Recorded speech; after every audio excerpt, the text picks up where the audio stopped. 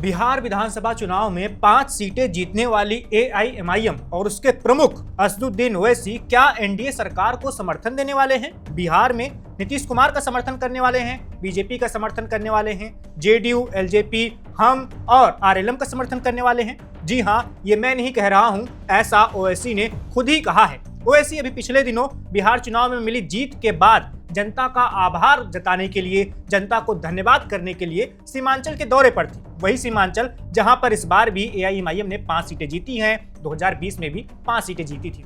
इस दौरान ओवैसी ने एक बड़ी बात कह दी। उन्होंने कहा है कि नीतीश कुमार को बिहार की जनता ने समर्थन दिया है, उनकी सरकार बनाई है और इसलिए हम भी उनको पूरा समर्थन देंगे। बस नीतीश कुमार अगर सीमांचल के विकास में योगदान दे या सीमांचल के विकास पर अगर अपना ध्यान दे। सुनिए असदुद्दीन ओवैसी ने क्या कुछ कहा है।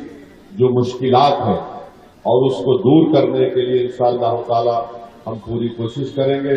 बहरहाल जो मैंने आपसे वादा किया है कि मैं अल्लाह मुझे जब तक जिंदा रखेगा, हम सीमांचल की लड़ाई लड़ते थे, लड़ रहे हैं और इंशाअल्लाह ताला लड़ते रहेंगे। इसमें कोई किसी भी किस्म से इसमें कोई न कोताही होगी, न किसी भी किस्म से इसमें कोई समझौता होगा।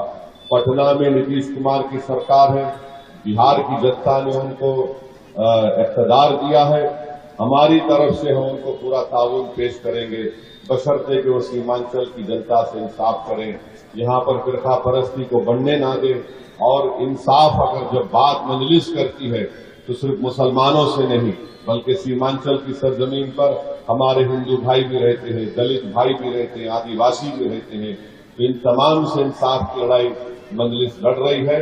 मैं आप तमाम का शुक्रिया अदा करता हूं कि आप इतनी बड़ी तादाद में यहां पर आए और इंशाअल्लाह ताला मुझे यकीन है कि आप तमाम की वाबस्तगी, आप तमाम की दुआओं से हम वो पूरा काम करेंगे। जैसा कि आपने सुना, ओवैसी ने कहा कि हम नीतीश कुमार सरकार को समर्थन दे देंगे बशर्ते वो सीमांचल के लोगों के साथ न्याय करें, सीमांचल के विकास में काम करें और सीमांचल की भलाई के लिए काम करें, वहां पर स्वास्थ्य व्यवस्थाएं ठीक करें, शिक्षा व्यवस्थाएं ठीक करें। बता दें कि सीमांचल में एआईएमआईएम को बड़ी सफलता मिली है। इस बार 5 सीटें किसी को उम्मीद नहीं थी। जितने भी सर्वे आ रहे थे चुनाव से पहले या चुनाव के दौरान, जितने भी राजनीतिक जानकार अनुमान लगा रहे थे, दावे कर रहे थे, सब यही कह रहे थे कि 2020 में जो एआईएमआईएम को सफलता मिली थी वो सफलता एक बार वाली थी, यानी एक बार लोगों ने भरोसा जता लिया, इस बार एआईएमआईएम का खाता खुलना भी मुश्किल हो जाएगा। लेकिन सबको गलत साबित करते हुए एआईएमआईएम ने सीमांचल में 5 सीटें जीती। वही 5 सीटें जो 5 सीटें 2020 में उसने जीती थी, लेकिन 2022 में